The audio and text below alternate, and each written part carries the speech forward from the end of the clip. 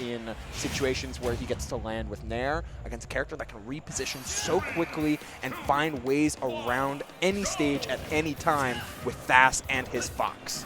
Yeah, Thass coming all the way out here from Ohio, and Infiknight from Pittsburgh. We had two Philly players on the other side of winter semifinals, and these guys representing their respective regions. I'm really excited to see how they hold up. And like you said, man, Ike being a very niche game plan, but if you're able to keep your feet on the ground like Infiknight has been doing all night, I think he's able to close out against Thass. Oh my.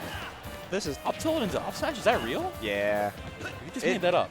That's not real. You can Don't just lie to kind of me. flow, but as long as there is north, south, east, west for Fox, he can kind of just chain together as much as he wants. Sure. Like, he's a cardinal direction type of character, which can make the 45-degree angles awkward, but hey, you're fast enough just to always be below your opponent and be in a position to let that up smash rip Thass with a clean start here in game number 1. Yeah, the hardest thing for Infiknight in this matchup is definitely going to be how a lot of characters are scared to scrap with Ike because he has such huge hitboxes with huge priority. But we just saw in the first stock, Fox up smash is out priority Ike F tilt. So that's already going to be a problem going through the rest of the set for Infiknight. Just waiting to find an opening here. And you can't approach Fox, obviously, because the second you touch his shield, he's a really good combo game fast, letting it rip already. I wonder if Ike is one of those unfortunate victims of, like, his hurt box will extend with some moves before the hitbox is active, in which case that sucks. But that forward air was pretty good. That was really good. Yeah, closing out stock number 1 here. A classic Fox edge guard hitting the Fox illusion. Have to get back into the swing of things. But if there's anything we learned across this entire bracket watching these players like go at it, Infiknight is a textbook adaptation-based player. He'll take his licks game 1, but games 2, 3, 4, and ideally 5, they're slowly going to fade into Infiknight's favor. Just look how many wins he stacked up in this bracket alone. Yeah, I gotta keep in mind this is a best of 5 territory, and of course Infiknight just playing very patiently so far. Like you said, game 1, just taking the first couple games to kind of adapt. He's not doing too much here, just letting the trigger rip on a couple of these slower like nairs and up airs, so not going to be able to take stock just there. But Thass, of course, keeping the same energy throughout the entire bracket. If I'm just gonna go, it's time to Thass on the gas. Yeah, Thass on the gas. Let that chainsaw rip. The Aether closing out that stock. Buzzing him right down into an even game. I love this anti-top mix-ups. It's almost hilarious how you can talk so much about, and I have, Ike's linear game plan really hurting him. But if your game plan is so straightforward, then you can almost instantly start at Yomi level like 1 or 2, where it's like, all right, they're expecting all of this normal stuff. Oh, but what if I just change up the timings a little bit and throw a wrench into Thass's plans into a game that he had a huge lead, turned it all around in the blink of an eye? You know, man, that's the thing that people point to a lot in different kind of fighting games, and we're seeing here already Infiknight just locking down so patiently around those platforms. It's doing it for him, like you said. But Thass, of course, trying to play the patient game, but that up special, still not going to take the stock there. Fox at 145 is hanging on against Ike. Yo, wait, that was almost clean. Oh my. The ledge trump into the chase up air, and then the reversal up air. Whether Thass jumped in or did a dash in shield, that up air is catching the jump and getting the late hitbox up against Fox's shield at a very far distance. Completely safe, strong, raw aerial to throw out there. Being very measured throughout this game, and hey, the adaptations are starting early because Infiknight coming back for game number 1. Very good stuff in that game number 1. And like you mentioned earlier, okay, here I present to you the dichotomy of fighting games. Do you take the road on the right, Fox, very quick, very mix-up oriented character who is able to do a lot of things very, very well, but that's of course going to be being able to keep track of certain things, able to mix up on the fly? Or do you take the road on the left? You have Infiknight playing Ike, who is really, really good at one singular thing.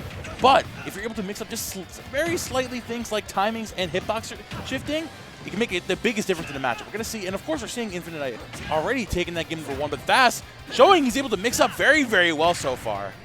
Unfortunate whiff on that down smash, but it's as the old Bruce Lee saying goes, would you rather, I fear the man who practices one kick 1,000 times than 1,000 kicks one time. True. Like, it's quite literally a matchup built on that, and Thass is a very very much a in the weeds type of player. He likes to learn a little interactions, how different things can swing his way, and play fast as a result. But slowly but steadily missing the tech there. I wonder if that was an intended mix-up or just Thass not ready for it.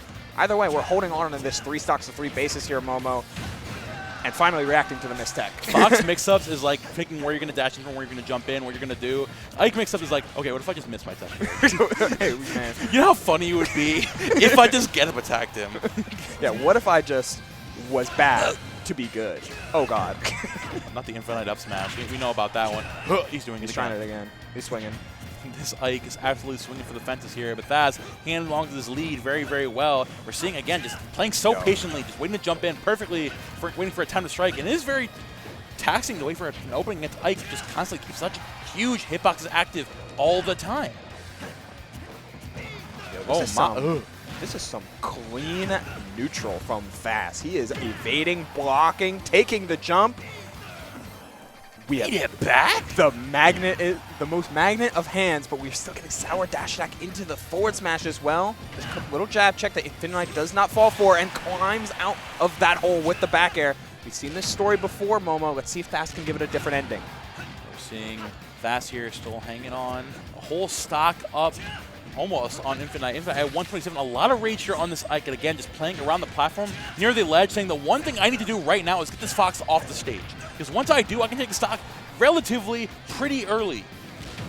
Oh, and calling out the jump from ledge, hold in with that up air. Calling out drift and option simultaneously for an option he can't react to. You can't react to ledge jump, you just have to make that read. And Thass absolutely did so.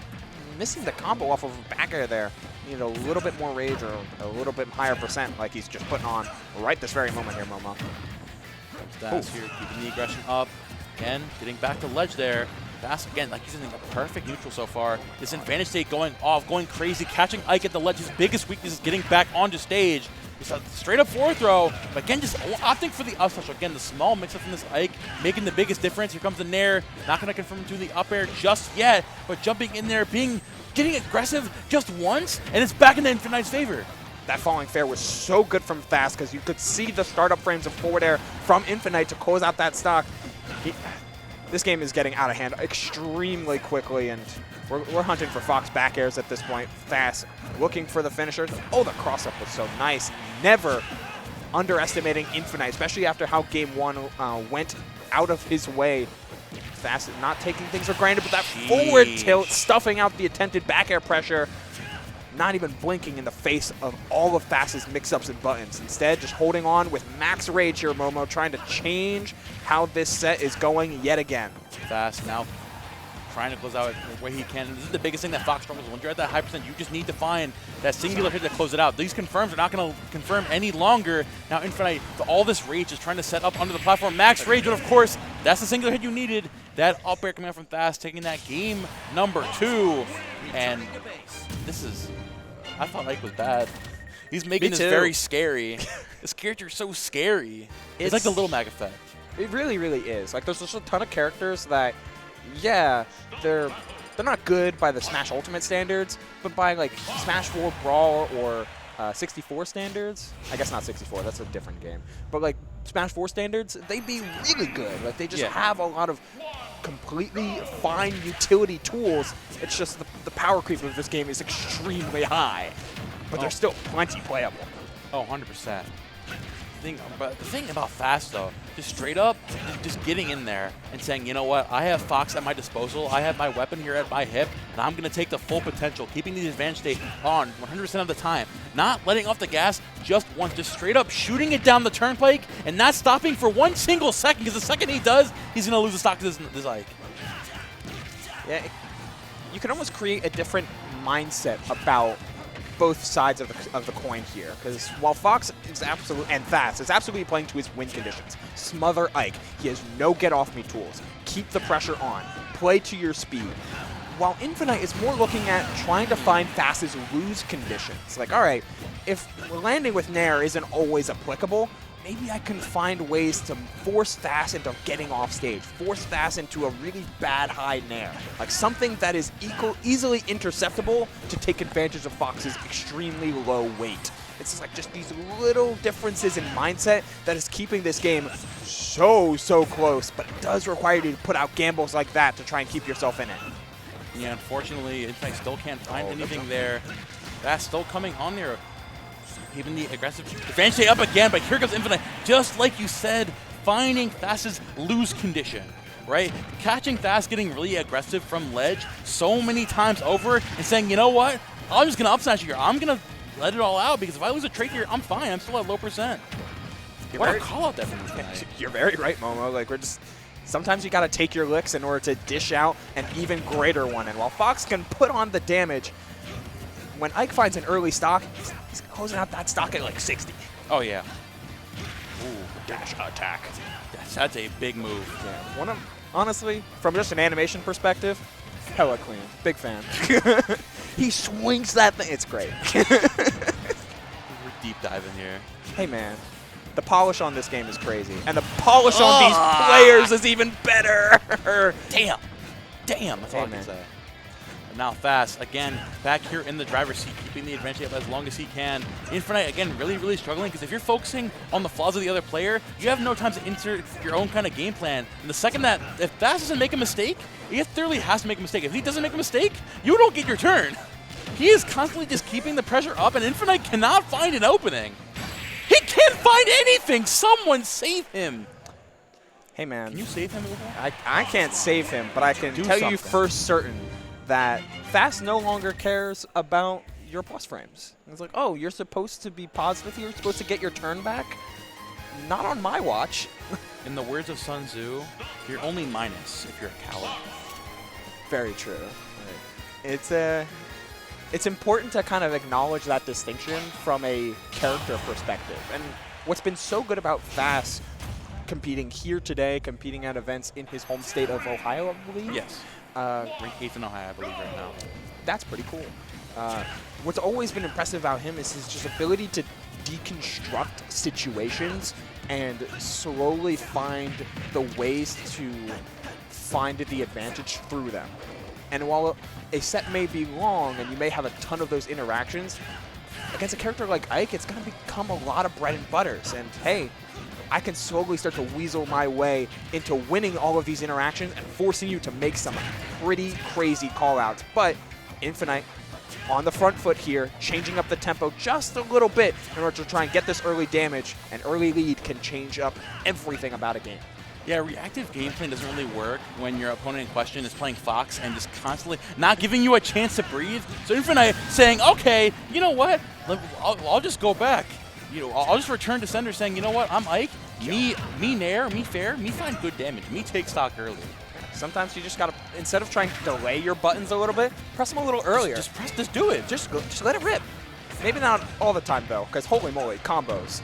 Oh my, that's finding an insane string right there. Yeah, you are somehow making it back because Ike has got some magnets in his pockets. It's in the gloves, man. Is he wearing gloves? He is, right? Yes, he is. Okay. He's wearing mittens. It is cold. It's tight and chilly, bro. It's brick. House.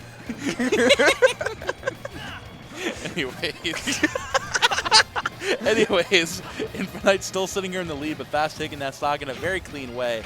Now Thass is taking more of the, again, here comes the mix-ups I was talking about. Ooh, Fox, the second this Ike makes a mistake, he swings a little too early, suddenly you're out of the lead. This Fox has the leeway to do that, because that's just character diff. It can change on the drop of a hat, both positively and negatively. As we see there, just an instant combo. Fox looking at death percent to something like a back air, trying to get the jump out in time. Sheesh, dog. There was no air dodge, but that's just the knockback of a sweet spot back air from Ike. And here goes Infiknight, just taking that and absolutely running with it. I'm seeing him trying to open up against Thass. Thass coming in here, trying to find his openings again. Again, Infiknight just getting locked into the Ike zone, finding the nairs, finding so much damage, taking the lead and running with it. But Thass, of course, is trying to do his thing once again, going for the craziest read of his life. Not going to find that one just yet. Thass needs to make something happen yesterday if he wants to stay in this game. Oh my god, getting out of that first hit of up air, looking like melee, honestly. SDIing out of the first hit of Fox up air. Insanity. And that player difference, doing what you need to do to find the win. You're on your winner's side winner's side game here, excuse me, and we're going to our final game here, Momo, calling out yet again, making the plays you have to make. Infiknight is willing to make those call-outs, willing to make those reads, and commit to that instinct, rather than Thass, who's been much more trying to break down Infiknight at the seams, at the character. It's a complete change and difference in philosophy, and we're in a Game 5 situation between those two schools of thought. See, I've mentioned this a lot in the past, right? We come down to the heavy mentality, right? Playing a character who is pretty slow, right? He really relies a lot on reactions. So it's kind of like losing one of your senses and all of your other senses getting heightened, right? You become so much better at reacting to certain things just like that. Infiknight, again, he's been so good at catching Thass. The second Thass makes a mistake, Infiknight is on him like white on rice. I don't think anything can... No, dude, no, don't do it. Dude. Dude. I don't think anything can overstate how important that early lead is, because now suddenly the entire matchup changes. Suddenly Thass, who had been so good at evading these wild sword hitboxes, as he continues to do, but he has to play on the play. He has to try and press the advantage just a little bit to force Infiknight into weird situations.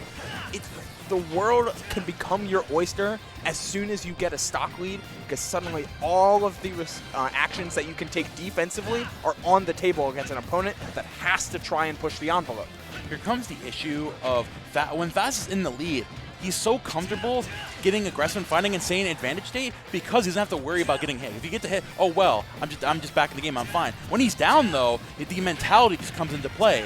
And suddenly, once you take those hits, you just start worrying even more. Oh, now I'm down even more. I can't go for the great things I was doing earlier. But Infiknight though, taking that fully all the way to the bank, and when Thass is nervous, he's taking advantage so hard. He's now up 3 stocks to 1. Thass, we need to see that insane advantage from earlier. We need a statement yesterday.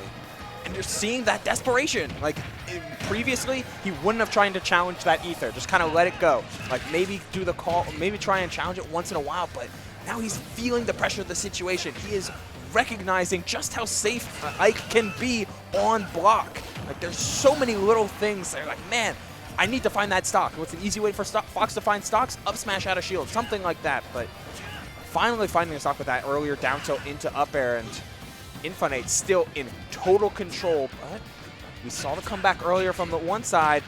This is no jump on Fox. Hold on. Huh? This is the beauty of Ike in Elite. He can just go back to his game plan of me nair, me forward air. I find a read, and I delete that stock. Infiknight, of course, looking, again, so comfortable in the lead here, but Thass cannot find anything. Nice, the SDI out of that up special again. Again, Infiknight just backing up, and then finding the F tilt once more. Thass on his last legs here. It's looking pretty grim, and Infiknight just letting all the hitboxes loose. Sitting here so comfortable in this lead, and finds him with the hitbox, question mark, of the up air. The beauty of Ike's hitboxes in comparison to many of his other Fire Emblem brethren, there's no sweet or sour spot. It's all one, it's all different hitbox. It's all like smaller bubbles because they can't make them too huge, but like they're all the same strength. And so when you're sitting with a Fox at 117, who's the 5th or 6th lightest character in the game, I know Fox likes to jump. Let me cover all of this space with a big meaty hitbox that says die on it. Sometimes that's all you need to take advantage. And it's those little advantages, those bracket advantages in the comparison of like tier lists and ideals. Where like Ike is not great from on paper. His counterplay is very straightforward. But in bracket, sometimes you're in a situation where, man, Nair really is -3.